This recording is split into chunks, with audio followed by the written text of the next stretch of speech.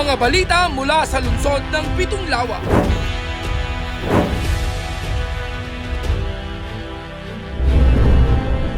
Mga pabatid mula sa alkalde sa mga tanggapan ng lokal na pamahalaan at pangnasyonal. Mula sa sangguniang panglungsod, isisiwalat at ilalathala. Abangan ang eksklusibo at eksplosibong mga ulat tuwing Sabado at Linggo, alas 6 ng gabi. Ito ang Balitang San Pablo! Narito na ang mga balita para sa linggong ito. Pagpupulong para sa Coco Festival, ginanap sa Convention Center. Siyam na banda nagtagisan sa Rotaract 29 Battle of the Bands. Kauna-unahang binibining San Pablo, matagumpay na naidaos. Business Permit Registration and Renewal nakapagtala ng 427 businesses. Pagbabalik ng Mardi Gras, naging kaabang-abang. Magandang araw, lungsod ng San Pablo. Magandang araw, San Pableños! Para sa mga balita. Pagpupulong para sa Coco Festival ginanap sa Convention Center. Para sa mga detalye, narito si Julia Peñas.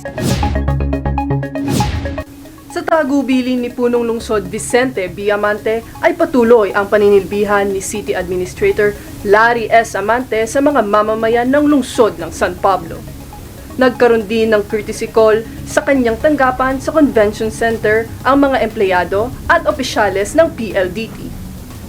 Ito ay hinggil sa sponsorship para sa Coco Festival 2024.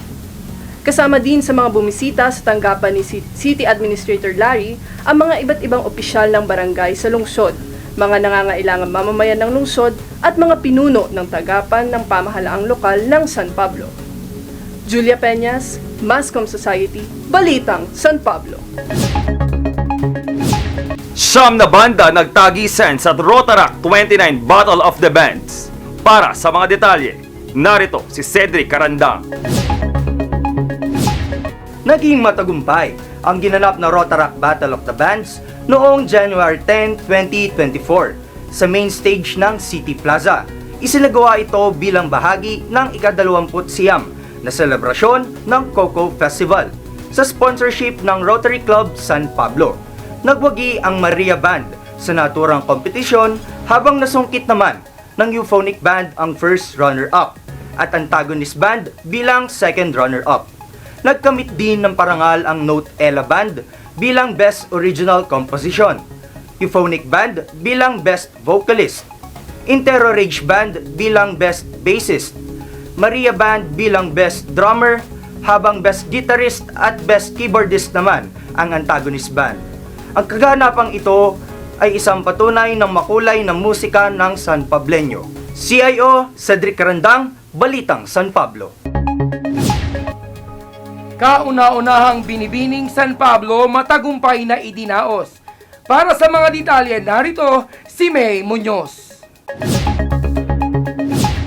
Ipinakita ng naggagandahang kandidata ng kauna-unahang binibining San Pablo 2024 ang kanilang angking talento at talino sa main stage ng City Plaza noong January 11, 2024. Sa 15 kalahok ay si Luis Emma Charlotte Doc ng Barangay 3C ang itinanghal na panalo.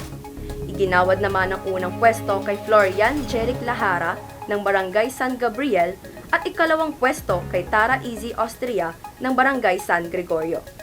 Ang naturang paligsahan ay itinaguyod ng Soroptimist International San Pablo South Gem sa pamumuno ni Mayora Gem Castillo.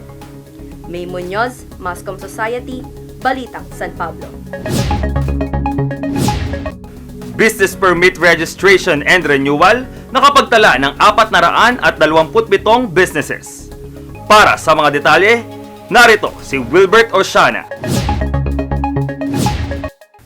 Sa masigasig na tagubilin at paggabay ni Punong Lungsod Vicente V. Amante ay patuloy ang mabilis at maayos na sistema ng Business Permit Registration and Renewal sa lungsod ng San Pablo noong January 13, 2024. Patunay dito ang pagsiservisyo ng 427 business registrations na naitala noong Enero 12 at ang 4.9 million pesos na koleksyon ng pamalaang lokal. Patuloy pa din ang paghihikayat at paganyaya ng lokal na pamahalaan sa mga business owners na magparehistro na ng kanilang mga businesses sa One-Stop Processing Center bago matapos ang buwan ng Enero upang maiwasan din ang delays at mga penalties. CIO Wilbert Osiana, Balitang San Pablo. Pagbabalik ng Mardi Gras, naging kaabang-abang. Para sa mga detalye narito, si Jordan Villarta. Naging masigabo ang muling pagbabalik ng Mardi Gras Street Dancing Competition matapos itong ilang taong maudlod bunsod ng pandemya. Napuno ang San Pablo City Plaza ng nasasabik na mga manonood. Dinaluhan din ito ng mga lokal na opisyales, kasabay ng pag-indak ng mga kalahok ay ang makulay at maingay na paligid na ikinatuwa ng mga manonood. Kinahulihan ay itinanghal na panalo sa Elementary Division ang Puli Almeda District. Nakuha naman ng Dapdapan District ang ikalawang pwesto at Lakeside District sa ikatlong pwesto. Sa Special Awards ay nakamit ng Puli Almeda District ang Best Choreography habang Best in Costume at Liveliest Group ang Lakeside District.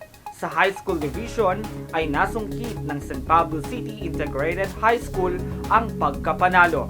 Nasa ikalawang pwesto naman ang Colonel Lauro Dizon Memorial School at ikatlong pwesto sa San Jose Integrated High School.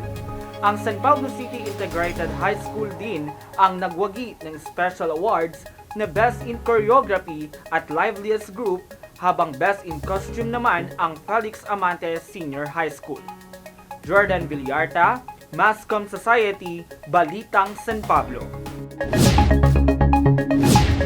Para sa karagdagang impormasyon ay i-follow kami sa aming Facebook page at City Information Office San Pablo o CIO San Pablo. Mag-subscribe din sa aming YouTube channel at CIO San Pablo. I-follow din kami sa @Mascom Society SPC o mag-subscribe sa aming YouTube channel at Mascom Society SPC. Ito ang mga balitang nakalap namin para sa linggong ito. Ako si Chris Davidson Luwalhati ng Mascom Society. At ako naman si Gali Galicia ng City Information Office. Magandang araw! Ito ang Balitang San Pablo!